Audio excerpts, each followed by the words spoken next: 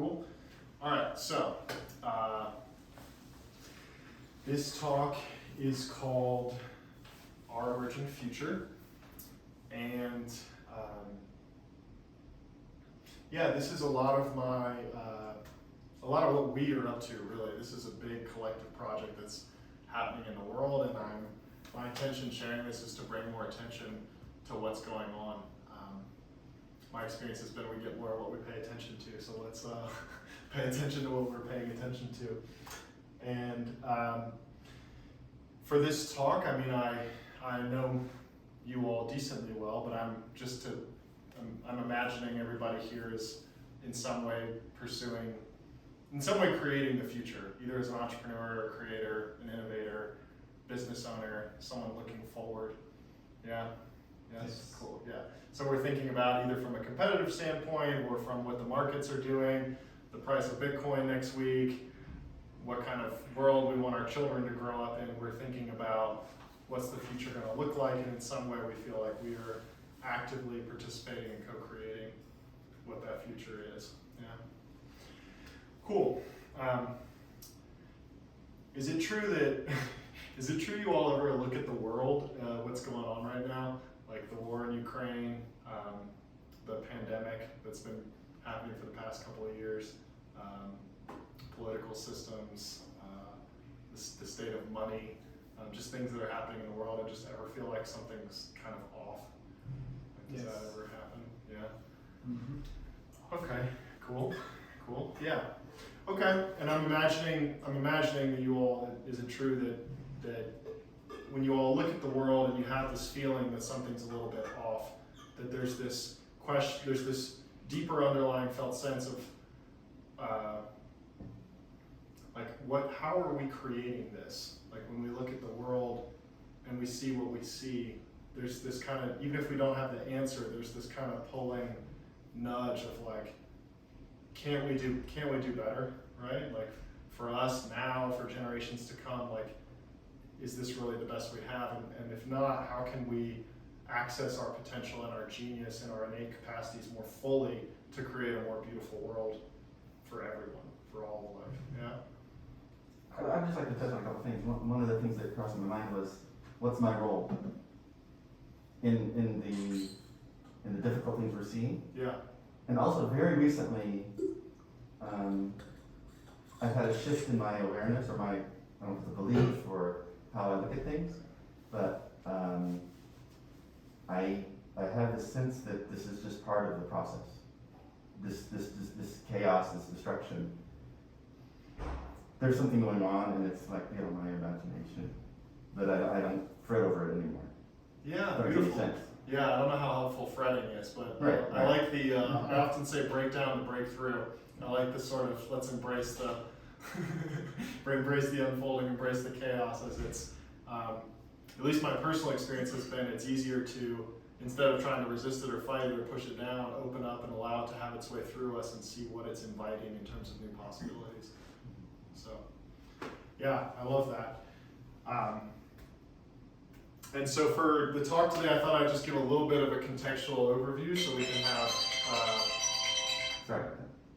like kind of a high level bird's eye view of where we might go, which is talk a little bit about where are we right now, we meaning humanity, like as a species, and where are we going? And then I want to talk about the kind of what I see as the leading edge of consciousness in the world right now, and what we might invite in terms of a shift of perspective, the implications of that shift, creating the world we want, healing the world we have. And then my experience is that this talk and being together can be pretty activating, so I want to have time at the end for some integration, and I can invite a couple of practices if we need to integrate what we've received. So that's kind of a high level overview of the talk. And so, yeah, where are we? I in terms of a species, I've been using so when I talk about a species of humanity, oftentimes I talk about the superorganism of humanity. And so if you imagine that every human being is a cell in the body of a larger organism, Like, where is that organism in its development, right? And you can see different collectives, right? If you take America, for example, as a body, a collective body of 300 million cells, right? 300 million people. Where are we in our development? I would argue we're kind of like a 18 to 20-year-old, right? We like, you know, we're all born in the world, and we're, you know, I mean, can you imagine what it's like to be born in the world? And holy crap, there's a lot to take in. You know, there's a lot going on. Sounds, tastes, smells, touch, light. And then at some point, we develop some action drivers, and we can start running around the world and pull on mom's hair and play with toys and follow our passion, and we're just totally the center of the universe in pure bliss, right? That's first person perspective. And then at some point after we pull on mom's hair enough times and she pushes our hands off and we cry and we cry and we cry and we keep hitting that boundary of being told that's not what we can do, we pop out of first person perspective and we go, holy crap, there are other people out here. I'm not the only one here, right? So you all can actually imagine what it's like for me to be sitting here looking back at you right now. We're able to take a perspective of an other. That's a second person perspective. You can actually, in your mind, imagine what it's like for me to be looking at you in this moment, right? And so then we move into the world, and then we get all the conditioning from our schools, from our churches, from our parents, from our society. We're told who we need to be good and to be right and to be just and to be saved and to be accepted and successful, and we take all that on and we move through the world. And then at some point, we start to look at reality and we develop an objective point of view, right? The scientific revolution. So just like you all can imagine me sitting here looking back at you, you all might imagine someone sitting over here by the water fountain looking at us, interacting. And take a third person objective perspective, literally a fly on the wall, looking at this room right now. What's it like to take that third person orientation and have an objective, I'm using air quotes, objective point of view. Like, how are they interacting? Like, is Forrest like angry and screaming, or, you know, is he waving his hands? Actually, angry would be my interpretation of it, but he's doing like this, or he's doing this, and Sean's like this, or he's like this, right? And so we have this third person objective point of view. And as we do this and we move into reality, you know, we start to go, wait a minute, like what can I engineer here, right? In reality, what can I create for my life? And the high end of third person perspective is what can I achieve, right? Like what can I, as a successful expert and then ultimately like business owner or, empire builder, right? Like what can we become? And so I would argue that the United States is kind of here, right? Like we had our parents' conditioning, and we were like, the United States had our parents' conditioning, and we're like, screw you guys, we don't want to be like you. We're going to throw all this tea into the Boston Harbor and reject our conditioning, and we're going to, pursue freedom and build the most best, beautiful nation we can. And then like we're discovering what happens. I mean, my own personal story was I at around this age, around 24 years old, I had graduated college, got a degree, traveled the world, made quite a bit of money, and then I had this feeling of I've achieved everything I'm supposed to achieve. I've completely outgrown the story I was given. Where to from here? And so a fourth person perspective, we actually start to get fascinated by the world of our interiors, right? We actually start to turn inward. And we notice that third person perspective, I was asking you to notice earlier, that we say is objective, the Newtonian scientific objective reality. Actually, that fly on the wall who's looking at us, that perspective is going to see what we're doing differently if they were raised in sub-Saharan Africa, or in Estonia, or in Peru, or in California, or New York. Because the context with which we're raised and the experience that we have in the world we're born into shapes our worldview, right? And so we start to look inward and go, well, what was my experience, right? Like, what happened? How did my life up to now create how I'm seeing myself, the world, the relationships I have? Like, how did that shape me? This is when we get really into psychotherapy, trauma work, healing. We start diving deep into developing deep intimacy in us. And I would argue that the United States is right on this edge right now of like, we really achieved, I mean, we built a global empire and spread all over the world, and now we're kind of going like, oh, like in the midst of a global pandemic, like, who are we really? What collectively, in our collective interior body, who are we? How did we get here? And where did we grow in healthy ways, and where could we have grown in more healthy ways? Right?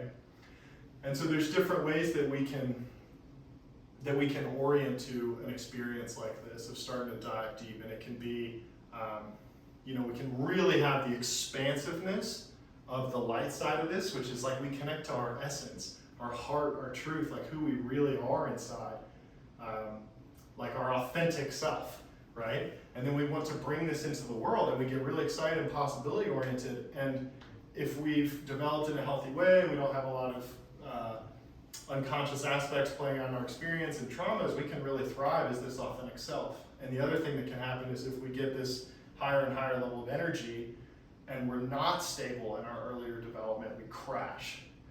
And that's the dark night of the soul, right? If we're not stable at the earlier developmental levels, we crash down. And there's a question of whether we are going to experience a collective dark night of the soul and a collective sense of meaning making around what's happening on the planet right now. And so this presentation is in awareness of that. How might we orient with what's going on? Because if we start to collectively as a species of 8 billion people look at our interiors and say, where have we been? We have 200,000 years of history as human beings. That's been pretty traumatizing. I mean, war, genocide, poverty, homelessness, colonization. Human beings have not always been the best to each other that we can be. And so how we orient to this process that we can imagine we're getting ready to collectively go through, because we know individuals go through it. If you kind of see the individual and the collective and the individual, it's a pretty good chance that we are collectively getting ready to go through this deep, and I would say actually already very much are right now going through this deep interior excavation and exploration and kind of soul bucketing kind of work. And so what I see as the leading edge in terms of looking at what's going on in the world and wanting to make it better. Who's familiar with World Bank's Sustainable Development Goals? Yes, everybody? Cool? Yeah? Okay, so to me, if you look at the planet, this is the leading edge of consciousness. It's people saying, hey, there's these, well, at least on a collective scale, the leading edge of consciousness in terms of our planetary systems is the World Bank saying, hey, we have these sustainable development goals. What we're doing as a species is not sustainable, so we need to shift, right? We want to aim towards no poverty, no hunger, gender equity, education. They've got 17 of them right now. And this really touches me because about 4 years ago, I was working in a human potential startup here in Boulder, and I knew I was going to leave. And as I was deciding what I wanted to do next, I created a list of top problems with the intention to pick the one I was most passionate about and solve it as the next decade of my work. And I posted this list of things I just said: war, gender inequality, genocide, mental health. There's hundreds of them really, and I posted it online, and it was a disaster. Right? It's like all these people are arguing like genders aren't supposed to be equal and climate change isn't real. And I'm like, what the heck is going on here? Like, this came from my heart, what happened. And you heard me mention at the beginning of the talk, I said we get more of what we pay attention to. That's my experience. And I had this awareness that by focusing on the problems in the world, I was necessarily creating more problems. And so I'm looking at the world right now, and I'm seeing we're focused on all the things that are going wrong and trying to figure out how to fix them. And so and a few years ago, I created this new list that we call emerging probabilities that temporarily seem impossible. And this is a collectively sourced, possibility-oriented North Star for humanity. Like, if we actually connect, instead of saying what's wrong with the world and how do we fix it, actually, what do we want to create? right? What do we want to step into? And so, like the first couple of sustainable development goals, for example, no poverty and no hunger. We just said, okay, very, very subtle and yet incredibly profound shift. Instead of trying to play problem whack-a-mole and get rid of poverty and hunger, let's just say what do we actually want to have happen? We want basic survival needs to be met for every human being on the planet. And instead of trying to say, how do we fix what's wrong, hunger and poverty, we just say, well, how do we create that? And I just invite everyone to become aware that right here, right now, today, in this moment, we can meet basic survival needs for every human being. We're not lacking resources, technology, know-how, nothing. It's just that our systems on the planet are oriented towards certain ends, like efficiency, profit, whatever, and everybody who's doing the good work in the world is trying to fix these broken systems. And we're just saying, let's put that whole game down. I mean, be grateful for it because it's gotten us to here. I don't mean to like tear it apart or anything, but like let's just put that game down and focus on what we want to create. And say, okay, basic survival needs met for every human being, this is available to us right now. So how quickly, if we collectively have a North Star that we're holding that this is possible, how quickly does this get done? I don't know, let's see, right?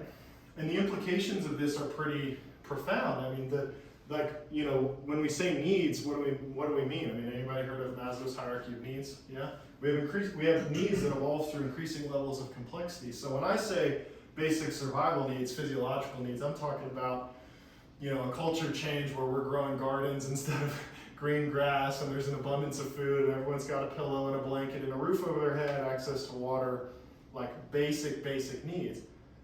But then we're human beings, we have more needs, right? I'm saying that's all available to us right now. And then we have more needs. We have needs for safety, love, belonging, esteem, and then if we really build up a healthy foundation of all these into self-actualization, self-transcendence, and on. And so what we see is that there's this game of what's going on in the world, how do we make it better? If we take one step in the creative possibility-oriented direction of basic survival needs are met, the whole game changes. There's no aspect of the human experience that remains unchanged. Anywhere you look, the point of the way we orient with each other, with reality, with global systems, everything, it changes. And the human experience shifts to how do we meet these needs that human beings have in increasing layers of complexity? And how does the human experience look as we shift from surviving to thriving? Right? What does that make possible? How, like if your basic survival needs are met, how does everybody spend their time? I mean, most human beings on the planet right now are oriented out of survival mode. So what happens to our species when we come up out of that and into more fully the creative capacity we all have? And how are we with each other? What's our relationship with reality? What kind of systems and technologies and institutions and cultures and ways of being do we embody and explore together? Right? And so we have collectively sourced this list of emerging probabilities, right? That looks at everything. I mean, education, right? Our education system in the United States, for example, is a product of the Industrial Revolution. It emerged at the same time. Look at a factory. It's sales, manufacturing, engineering, corporate. You look at a school, literature, math, history, right? Science. It's just like, and it is an assembly line to manufacture employees for the corporate world that we have right now. And what if we didn't need to do that out of survival needs? Well, what kind of assumptions could we play with? What if we don't need to teach a human being everything they need to know in order to survive and make money? What if we started to wonder into, what if every human being is born with innate gifts and capacities to share in service to others in the planet?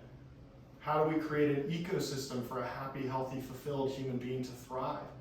And if passion and curiosity are the engines of learning, if we bring humans into the world and they cultivate their curiosities and pursue their passions, everyone's going to be a lifelong learner. These are my assumptions, just naming them loud and clear. But what would it be like to have a species of humans who are lifelong learners, pursuing their passions, cultivating their curiosities, and exploring what unique essence gifts do I have to bring forward? and be seen for and seen as and received for. And so we look at education, we look at work. What is work? Well, like I just said, sharing our gifts. Maybe it's also an excuse for us to do our healing and development and awakening.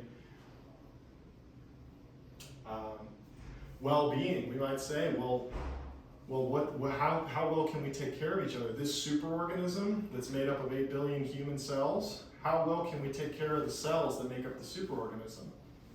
How well can we care for our collective being, right? And you can't look at the superorganism of humanity without including all of life in the planet itself. So how can we regenerate the planet? Regenerate in us what needs to be let go of so that we can be more fully the truth and the beauty that we are and always have been. And then we get into some really cool human potential question marks. You know, like, do we all become Jedis? Or what's it like to have a real life Hogwarts? Can we levitate? Can I pull that water bottle to me from over here? Right? There's this whole, like, what are we actually capable of? Because I feel like we don't have a clue, if I'm being honest, what we can do.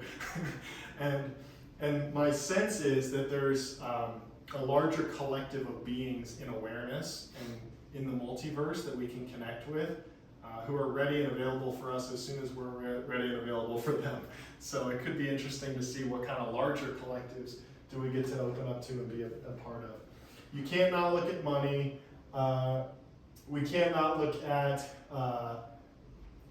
energy, right? If human beings having access to energy at no cost, and that energy being regenerative and in harmony with nature, not damaging the planet, right? And then what kind of social fabrics, systems, institutions, cultures, technologies do we need to emerge to support this next wave of consciousness that's coming online? Because we know from working with people and teams and collectives what comes on at these later stages. So what's that going to look like on a planetary scale? We might hypothesize what that looks like and wonder into what kind of systems and things need to be built. And so I created this list coming out of the startup world for most of my 20s. I got together all the most genius, creative, capable people I knew, and I'm like thinking, we're all going to get together and we're going to build this stuff, right? Well, here's what's interesting. We bring everybody together. Wouldn't it be great if it was as simple as let's all get together and build utopia? Well, the challenge is when we become aware of how available this is to us, our awareness expands, and all of a sudden, all the unconscious aspects of ourselves that have been playing out in our life experience that we haven't been present with come popping up to the surface like, hey! Right? And it's like, oh man, like we gotta do this depth work and healing work to resolve all the stuff that's been going on so that we can be more fully what we are and receive the future that's wanting to happen now. And that was the fascinating thing is I started convening these calls and we would come together and everybody just wanted to be right here, right now, in this moment. And we realized, wandering into these possibilities, that this is all available to us right now. And all that unprocessed past is happening right now in the fabric of our being, in the field of awareness. It's all happening now. And so we started to realize, oh, the way that we orient with reality to download this emerging future shifts completely, because it's actually how fully can we be with what's here now. In the more and more subtle senses, the more information that's here that we're not always present to when we're moving at the speed of America or whatever, of modernity, a better way to say it, right? And so we slow down and it's like, okay, what the heck is it like to play life from here? From right here. And this is the place with which we are able to actually receive the future that's wanting to be birthed right now, with and through us, as us. And so what we thought was going to be bringing together people to create the future actually came together for all of us to just be in the moment. we started convening these possibilities playgrounds where we'd meet every day in a row for 21 days or 10 days or 15 days, and we would just meet the moment. No agenda, no plan, just see what emerges in collective space. And what we found was without an agenda, people came in with what was most important in the moment to be addressed, right? And this was in the context going right into COVID, right? I was doing leadership and organizational development with teams, and then all of a sudden COVID happened, and they're going, what are we gonna do? And I'm going, I don't know, do you know? You know? They're like, well, our 5-year business plan, people had 5-year business plans before COVID, you remember that? That was a thing. It wasn't too long ago, and everybody's like, oh my God, this thing's gonna last 2 weeks, what are we gonna do? Right?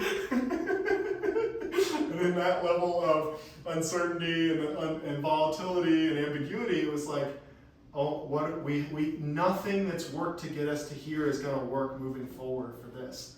We can't handle this level of chaos.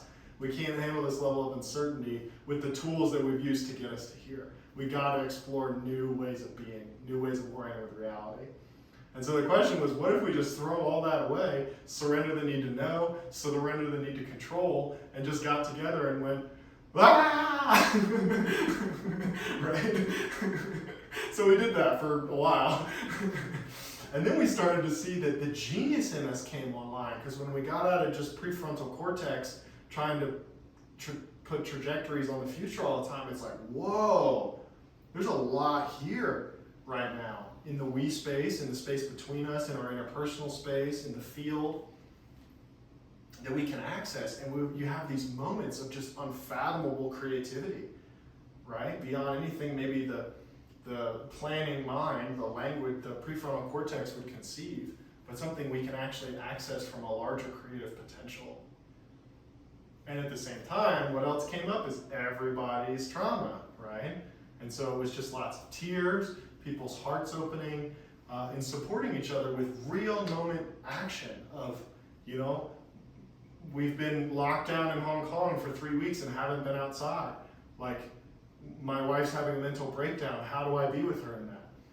Or my boss is supposed to go on TV and talk about our company culture later, and he's not telling the truth. I feel called to say something. I feel out of integrity. How do I show up? And getting perspective and questions and compassion and care in the moment started to show what might be possible in terms of a new way forward and how we orient with time and emergence and our evolving reality. And so, you know, for years we worked with this present moment-based, presence-based, awareness-based, in the moment, meeting the forms of consciousness arising, and said, you know, I attempted to run an organization like this, like, let's all just show up and see what happens. Tried that. And it was like, okay, so there's all these people who are going, okay, I get it. This is what's got to be done, but this has never been done as far as we know. So how do we support people who are living like this? Because most people who give up everything that's ever worked and start playing this new game, you know, people do things like quit their job. They sell their house, they get a divorce, they want to go live out in the woods for a month. It's like detaching from reality completely, right? It's like, okay, I don't want any of that anymore. And that can be kind of tough sometimes, because every once in a while we need to eat, you know? It's like, you know, it's like, so how's this going to work? And where are we going to learn? How are we going to support each other? And so we started to find more and more people who were playing life from here, and said, okay, can we create presence-based containers, awareness-based containers to support people taking action on what's most important in the moment, working through what's coming up, and emerging more fully as their potential right now, right? What does that look like? And so what we did was we created this incubator, Light in Action, which combines a couple of, like, I found Stefan, who everybody, you don't know yet, you will soon. You two know Stefan. And Stefan and Weefel had been doing what I had been doing for years, wandering into this new way of working together, doing healing and interrelational we-space work in workplaces. And we said, okay, let's bring our genius together and see if we can support a group of people who all have projects that are realizing these emerging probabilities. Every single person in the incubator is working on something that's realizing the future we're dreaming up together now. So how do we source and resource them, right? And what can we learn from each other? Being in shared space and doing this together.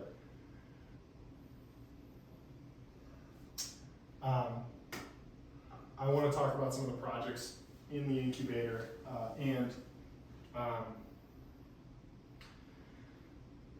I'm also just feeling like taking a breath. Okay, so we've got groups who are working on, we have a woman in our incubator who is miles from the bombings in Ukraine. She's 5 miles from Kyiv, and she's doing neuropsychosomatic regenerative healing work on the front lines of the Ukrainian war. We have Raising Wholeness, which is working with the Acton schools on the East Coast to help their teachers and parents and faculty become developmentally and trauma informed. So we raise children more in their essence, in their wholeness, and less project all of our unprocessed stuff onto them. We've got the Coherence Center in Boulder, which we're exploring doing today. At the office, we're going to explore this afternoon, a gathering place of the future that brings together the doctor's office of the future with a regenerative healing paradigm, with a flow lab and an incubator and a co-working space and a cafe. We've got the Genius Project of creating 100% of genius activated and 100 million geniuses on the planet. We've got projects involving crypto, DAOs, the Internet of Intelligence when AI actually becomes aware of how humans contextualize and make meaning. A lot of ethics in that. How are we going to do that in a way that's responsible and of service to humanity? So then we got this group together. Like I said, a lot of these folks have detached, given up a lot of reality and are either in the place of, I'm giving everything up and I want to go into the void. I'm in the void. What the heck is this life?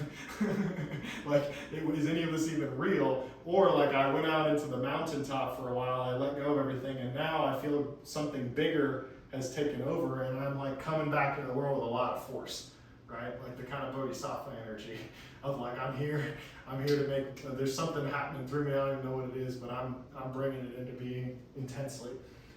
And a lot of folks, like I said, have quit their job, sold their house. So we started to say, we got to support folks, right? We're going to do this 3-month incubator. We have a demo day to meet people who could potentially be of support. And this is an ecosystem, you see? How do we nourish, hydrate, have nutrient-dense soil? We found some investors who gave some money to create grants for people in the program. And it's like, okay, there's a lot of energy in the world right now for supporting people who are doing what I would call good work, right?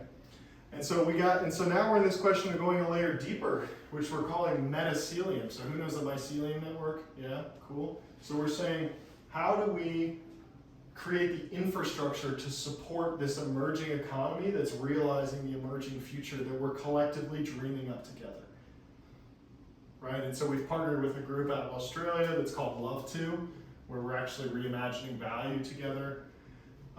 Love2 has recently partnered with a bunch of regenerative farms and said, hey, you've been doing all this amazing regenerative farming work for decades and you get no financial benefit for it. We're going to create a financial product that captures the value that regenerative farming does for ecosystem benefit. And they just last week issued $350 million worth of options to get funding for these farms. That's in Australian dollars. That's $700 million US that they just issued in options to get money for these farms that for decades have been doing good work just because that's what their heart told them to do, not because they were getting a financial benefit. And they will do another $750 million of options in a couple of weeks. So you're talking about $1.5 million US worth of options to support a new reimagined value of the benefit that these farms are creating for the planet and for humanity. We're also applying this in the context of well-being. Right now on our planet, people only have value in the healthcare market if they're sick. So we said, what if we actually value well-being? As people who are embodying well-being actually have a benefit that's not currently valued in our paradigm.